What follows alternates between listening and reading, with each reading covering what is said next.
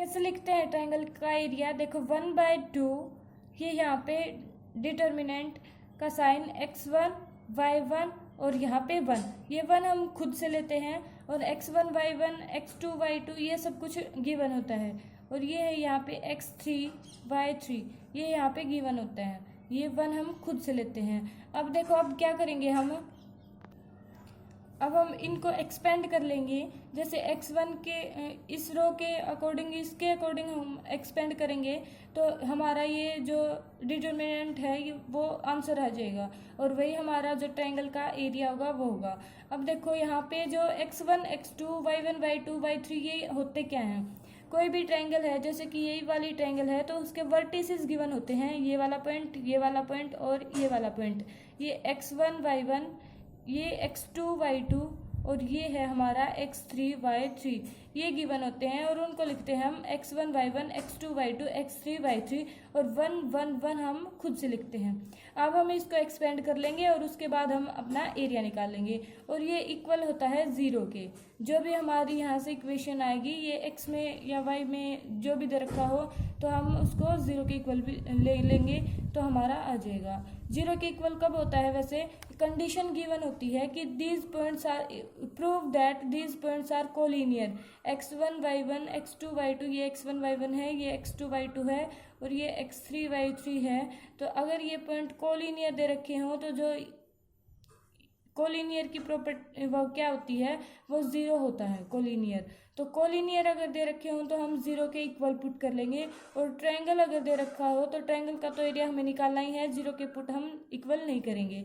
तो ये ऐसे क्वेश्चंस आते हैं हमारे कि prove that these points are collinear, तो हम ऐसे लिख के और अगर उसका आंसर 0 आता है तो ठीक है और अदरवाइज वो कोलिनियर नहीं है। कोई क्वेश्चन देख लेते हैं ऐसा हम जिनमें ये सब कुछ दे रखा हो। देखो ये हमें एक ट्रायंगल के वर्टिसेस दे रखे हैं, जैसे ये कोई भी ट्रायंगल है तो ये है 1 -1, ये है 2 4 और ये है -3 5, ये हमें वर्टिसेस दे रखे हैं तो हमें इसका एरिया निकालना है। तो इसका एरिया हम कैसे निकालेंगे? जैसे आपने पहले भी देखा है फॉर्मूला, यहाँ पे 1/2 यहाँ पे लिखते हैं हम x1 y1 x1 y1 x1 क्या है यहाँ पे, इसको किसी को भी ले सकते हैं हम यहाँ पे x1 y1 x2 y2 या x3 y3 किसी को भी ले लो, हमारा क्वेश्चन सही आएगा। तो हम इसको ले लें x1 y1, तो ये है x और ये है y1 और यहाँ पे हम लेते हैं 1, यहाँ पे तो 1 ही लेते हैं, पहले ही लिख लेते हैं। और यहाँ पे है 2 4 तो x2 y2 और यहाँ पे है -3 और 5। अब क्या करना है? अब बस सिंपल, या तो आप डायरेक्ट इसको एक्सपेंड कर लो या फिर मतलब इनमें से 2 को 0 बना के उसके बाद एक्सपेंड कर लो, हमारा आंसर बिल्कुल सही आएगा। मैं डायरेक्ट एक्सपेंड कर लेती हूँ, देखो जैसे कि आंसर हमारा सेम ही आना है, इसके अकॉर्डिंग एक्सपेंड करेंगे हम या फिर इसके अकॉर्डिंग कर लेते हैं, 1 है यहाँ पे सीधा, या फिर इसके अकॉर्डिंग ऐसे एक्सपेंड कर लेते हैं हम। तो देखो यहाँ पे 1 इससे होगा तो ये 4 -5, ठीक है। और यहाँ पे ये प्लस का माइनस का होता है, जो डायगोनल्स होते हैं वो प्लस के होते हैं और अदर देन डायगोनल्स होते हैं वो माइनस के लेने होते हैं हमें। तो एक माइनस तो हम यहाँ पे लेते हैं और एक हमारा यहाँ पे माइनस है, तो माइनस माइनस हो जाएगा हमारा प्लस। तो 1 इंटू यहाँ पे इसको कट कर देंगे और इसको कट कर देंगे तो 2 -3 2 + 3 और यहाँ पे होगा +1 इंटू 10 + 12, ठीक है। तो इसको अगर हम सोल्व करेंगे थोड़ा और आगे, -1 + 5 + 22 which is equal to 13 square unit area है ना, तो एरिया है तो स्क्वायर यूनिट में आएगा। तो ये हमारा एरिया हो जाएगा इस ट्रायंगल का जिसके ये 3 वर्टिसेस हैं। ऐसे हम डिटर्मिनेंट से एरिया निकालते हैं किसी भी ट्रायंगल का। इसी टाइप का कोई और क्वेश्चन देख लेते हैं जिसमें हमें पॉइंट्स निकालने हो, एरिया दे रखा हो या फिर कोलिनियर प्रूव करने हो। जैसे देखो for what value of x की वैल्यू पूछ रखी है, पॉइंट्स गिवन पॉइंट्स हैं यहाँ पे 2 -1 -3 4 और x और 5, और क्या गिवन है कि ये कोलिनियर हैं। कोलिनियर मैंने पहले भी बता दिया, जो कोलिनियर होंगे वो एक ही लाइन पे एग्जिस्ट करेंगे, इसलिए जो वो इज इक्वल टू में उनके 0 आ जाएगा, ठीक है। अब देखो हमारा फॉर्मूला क्या होता है, 1/2 x1 y1 यहाँ पे x2 y2 यहाँ पे x3 की जगह क्या है x और y3 की जगह है 5 विच इज इक्वल टू 0 हम लेके चलेंगे। अब देखो या तो इसको पहले एक्सपेंड कर लो या इस 2 को उधर ले जाओ, उधर लेके जाएंगे तो 0 हो जाएगा ये 2। तो यहाँ पे क्या, सॉरी यहाँ पे 1 1 1 तो हमने लिखा ही नहीं, यहाँ पे है 1 1 1, ये 3 क्रॉस 3 की मैट्रिक्स हो जाएगी हमारी, यहाँ पे होगा 1 1 1। अब इसको एक्सपेंड कर लेते हैं तो ये 2 तो उधर चला जाएगा 0 हो जाएगा, एक्सपेंड करेंगे तो 2 इंटू 4, 2 इंटू यहाँ से ये 2 इंटू 4 -5 प्लस 3 इंटू यहाँ से, सो इसके अकॉर्डिंग हम एक्सपेंड कर रहे हैं, तो इसके अकॉर्डिंग कर रहे हैं तो 4 -5 होगा, यहाँ पे x नहीं होगा, 4 -5। और इसके अकॉर्डिंग कर रहे हैं तो -3 है, यहाँ पे माइनस माइनस प्लस हो जाएगा, 3 इंटू ये कट हो जाएगा तो ये वाला कट होगा, ये इस रो में है और इस कॉलम में है, तो ये कॉलम और ये रो कट होगी तो इसकी मल्टीप्लाई -1 -5, ठीक है। और यहाँ पे हम x की वैल्यू निकाले हैं, इसलिए हम इस कॉलम से एक्सपेंड कर रहे हैं, या तो हमें इस रो से एक्सपेंड करना था या तो हमें इस कॉलम से एक्सपेंड करना था, तभी x की वैल्यू निकलती, ठीक है।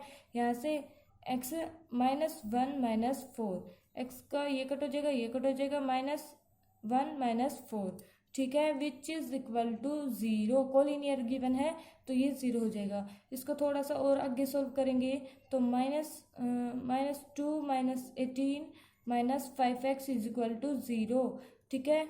और यहाँ से -20 -5x इज इक्वल टू 0, और इसको माइनस को उधर लेके जाएंगे, माइनस को उधर लेके जाएंगे तो 5x इज इक्वल टू 20। अब देखो एक बात और है, जो ये चल रहा है यहाँ पे देखो x की वैल्यू आ गई हमारी 4 आ रही है, लेकिन ये हमारी वैल्यू आनी चाहिए थी -4।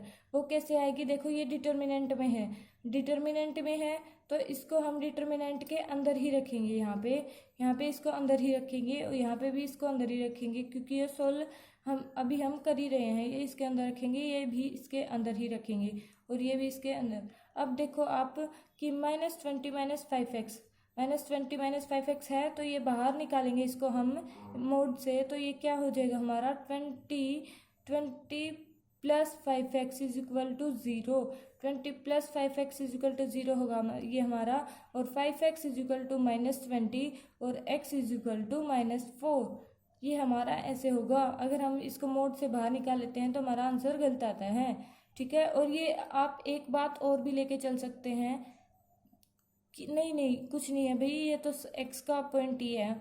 अगर एरिया पूछ रखा होता तो एरिया कभी नेगेटिव में होता नहीं है, इसलिए हम एरिया जो आता है उसको तो हम पॉजिटिव अपने आप ही मान लेते हैं। लेकिन अगर ये तो पॉइंट्स की बात है, लेकिन पॉइंट्स जो है वो माइनस में हो सकते हैं, इसलिए हमें यहाँ यहीं पे ध्यान देना होगा, ठीक है। अगर हम ऐसे ही कर रहे हो और हमारा एरिया माइनस में आ जाता है, तो एरिया जो होता है किसी भी, अगर कोई ट्रायंगल है या स्क्वायर है या ट्रायंगल है, जो भी है, स्क्वायर गिवन हो ट्रायंगल गिवन हो, तो उसका एरिया कुछ ना कुछ तो होगा, या तो 0 होगा या 0 से बड़ा होगा, माइनस का तो एरिया हो नहीं सकता। इसलिए हमारा जो भी हमारा यहाँ पे आंसर आ जाता है उसको हम पॉजिटिव अपने आप ही मान लेते हैं, ठीक है। इसी टाइप का कोई नेक्स्ट क्वेश्चन देख लेते हैं हम।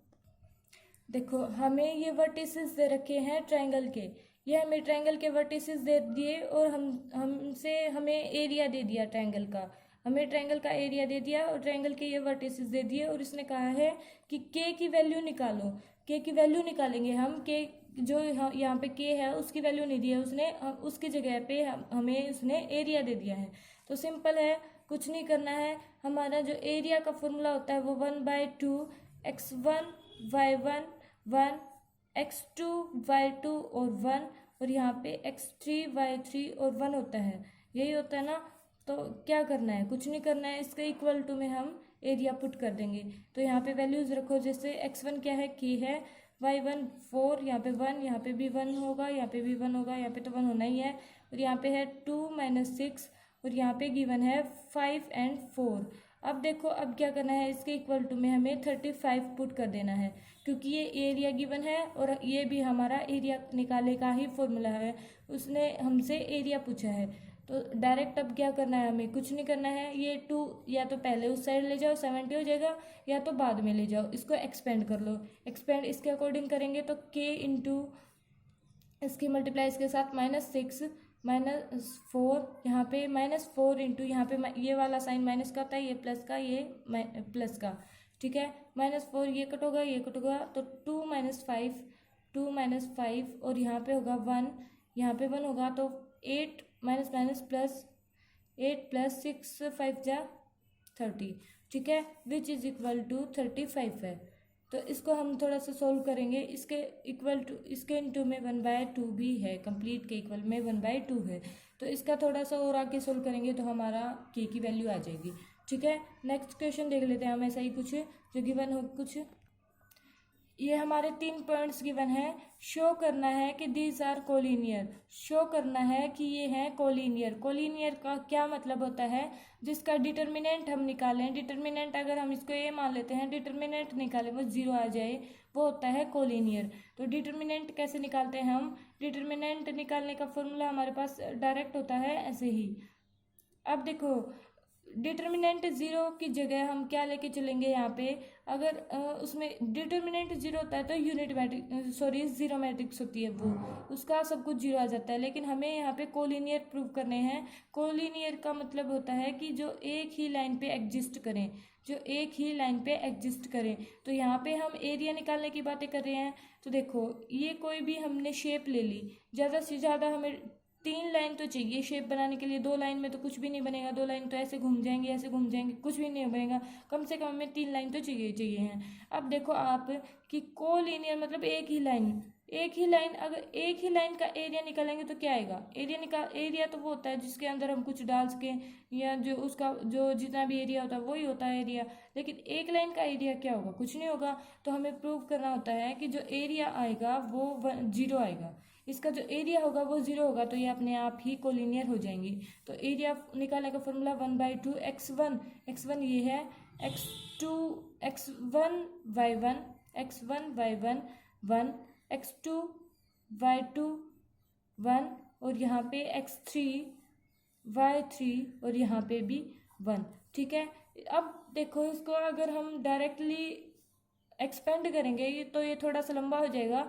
यहाँ पे ऐसे जैसे इसको एक्सपेंड कर रहे हैं तो CB + C² A² + AB, इसको थोड़ा सा इजी भी बना सकते हैं हम। जैसे देखो इसको हम कर लें कि A + B + C कर लें, A + B + C कर लें, तो हमारा ये कॉमन आ जाएगा A + B + C, तो हम उसको डायरेक्टली हम एक्सपेंड कर पाएंगे, ठीक है। तो हम A + B + C बना लेते हैं, कैसे बनाएंगे, C2 + C1, यहाँ पे A है B नहीं है तो A + B + C, यहाँ पे A भी है C नहीं है तो A + B + C, ऐसे ही यहाँ पे हो जाएगा।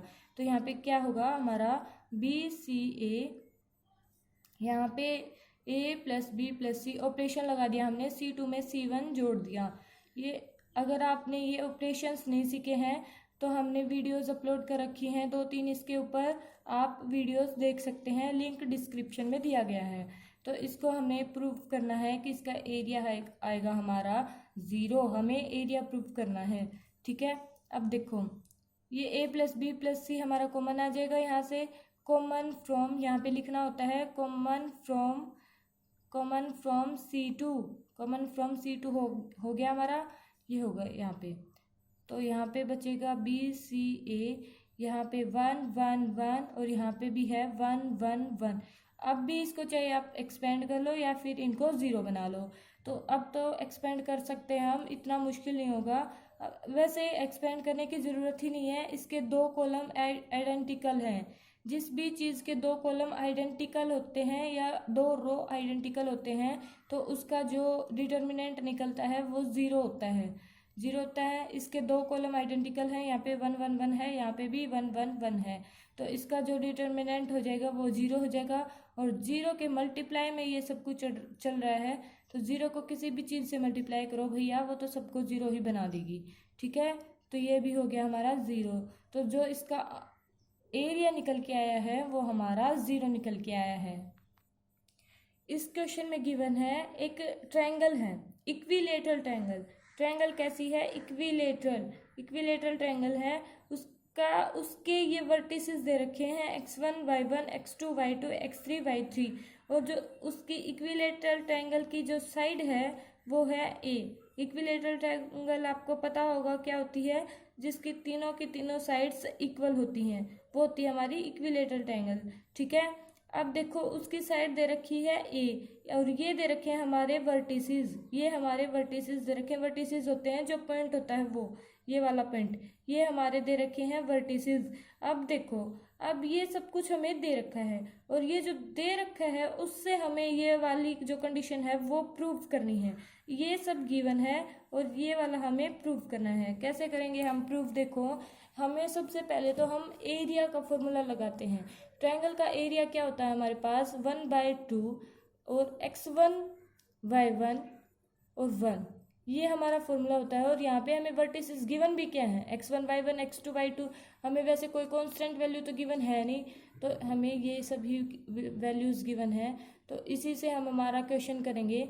x3 y3 और 1 ये सब गिवन है। अब देखो हमारी कोशिश रहेगी कि हम यहाँ पे लेके आए 3a4 लेके आए। उसके लिए हमें क्या करना पड़ेगा, और यहाँ पे लेके आए x1 y1 2, यहाँ पे हमारा 1 1 1 है, हमें यहाँ पे लेके आना है 2 2 2, और इस साइड लेके आना है हमें 3a4। ठीक है, तो कैसे लेके आएंगे हम, देखो यहाँ पे 2 है, 2 की जगह हम अगर हम ये चाहते हैं कि यहाँ पे 2 आ जाए और फिर हम इसको अंदर मल्टीप्लाई कर दें इसके साथ। ठीक है, तो कैसे होगा ये हमारा, इसको हम कर लेते हैं बोथ साइड 4 से मल्टीप्लाई कर लेते हैं, मल्टीप्लाई बोथ साइड बाय 4 से मल्टीप्लाई करेंगे हम, तो देखो यहाँ पे 4 इंटू एरिया हो जाएगा हमारा, और यहाँ पे 4 से मल्टीप्लाई करेंगे तो यहाँ पे 2 आ जाएगा हमारा, यहाँ पे 2 हो गया। यहाँ पे देखो x1 y1 1, x2 y2 और 1, और यहाँ पे x3 y3 और 1। अब देखो डिटर्मिनेंट से कॉमन कैसे आता है, ये 2 है, अगर मैट्रिक्स होती तो ये 2 सबके साथ मल्टीप्लाई में जाता, लेकिन ये है हमारा डिटर्मिनेंट में कैसे होता है, अगर यहाँ पे 2 2 2 है तो ये एक ही रो या एक ही कॉलम में से बाहर आता है। अगर मैट्रिक्स हो तो हमें पूरी मैट्रिक्स में से कॉमन लेना होता है, लेकिन जो डिटर्मिनेंट होता है उसमें या तो एक रो से या तो एक कॉलम से, तो ये 2 है, ये या तो एक किसी रो से कॉमन आया है, हम ये लेके चलेंगे, या तो इस रो से कॉमन आया है, या तो किसी कॉलम से कॉमन आया है।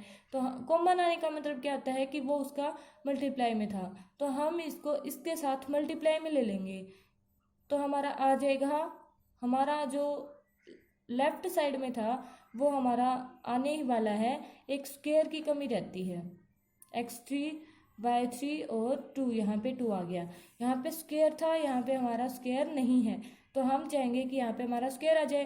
तो अब हम क्या करेंगे, स्क्वायर कर देंगे both side, squaring both side squaring कर देंगे। तो यहाँ पे हमारा 4 का जो स्क्वायर होगा वो क्या होगा 16, और यहाँ पे भी स्क्वायर होगा, और यहाँ पे हो जाएगा हमारा x1 y1 2, x2 y2 2